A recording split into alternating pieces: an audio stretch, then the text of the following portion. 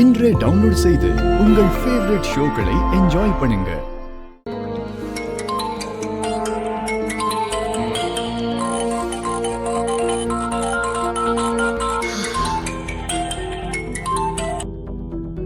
Hello, யாரு? நான் உங்க கம்பெனியோட மேனேஜிங் டைரக்டர் பேசுறேன். நான் தான் வேலையே வேண்டான்னு வந்துட்டேன்ல, அப்புறம் ஏன் எம்டின்னு சொல்றீங்க? உங்ககிட்ட எனக்கு பேச கூட விருப்பம் இல்ல. போனை வைங்க. ஹலோ மேடம், கொஞ்சம் இருங்க. என்ன எவிடன்ஸே இல்லாத விஷயத்துக்கு ஏன் இவ்வளவு கோவப்படுறீங்க? எதுக்கு எவிடன்ஸ் இல்லைன்னு சொல்றீங்க? ஃபைலுக்குள்ள லெட்டர் இருந்ததை பார்த்து தானே என் மேல இவ்வளவு கோவப்படுறீங்க. நான் அந்த லெட்டர் ஃபைலுக்குள்ள வச்சதை நீங்க பாத்தீங்களா? இல்ல. அப்ப அந்த லெட்டர் நான் எழுதும் போதாவது நீங்க பாத்தீங்களா? பாக்கல.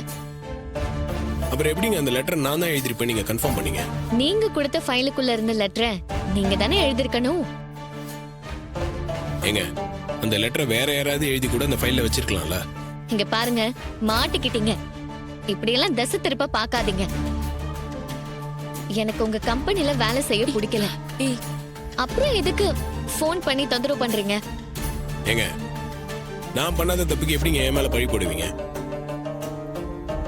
உங்களுக்கு இங்க வேலை செய்யறதுக்கு எந்த தகுதியும் அறிவும் இல்லைன்னு சொல்லுங்க, நான் அக்செப்ட் பண்ணிக்கிறேன். தாராளமா நீங்க ரிசைன் பண்ணிட்டு போலாம். அதை விட்டுட்டு சும்மா எவனோ எவ்வளவுக்கோ எழுதின லெட்டருக்குலாம் நான் எப்படிங்க பொறுப்பேற்றுக்க முடியும்? அது மட்டும் இல்ல, இங்க இருக்கிற ஸ்டாஃப்ஸ் எல்லாம் என்ன பத்தி என்ன நினைப்பாங்க? ஹலோ சார், என்ன ரொம்ப பேசுறீங்க? எனக்கு திறமை இல்ல, நாலேஜ் இல்லன்னு யார் சொன்னா? காலேஜ்ல நான் கோல்டு மெடலிஸ்ட். என்கிட்ட திறமை இல்லையா? உங்களோட எம்டி சேர்ல உட்காந்து அந்த கம்பெனிய நிர்வாகம் பண்ணி காட்டட்டுமா? ஓ, அவ்வளவு பெரிய ஆளா நீங்க? உங்களை விட அதிகமா டர்ன் ஓவர் பண்ணி காட்டவா? ஹலோ மேடம், இவ்வளவு பேசுறீங்கல்ல, வாங்க வந்து அந்த டர்ன் ஓவரை தான் பண்ணி காட்டுங்க. உங்க கேரக்டரும் சரியில்லை, பிஹேவியரும் சரியில்லை.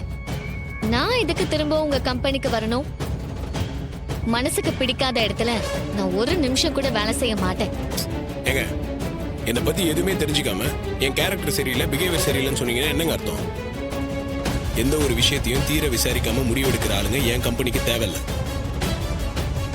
நான் வேற ஆளை ரீப்ளேஸ் பண்ணிக்கிறேன்.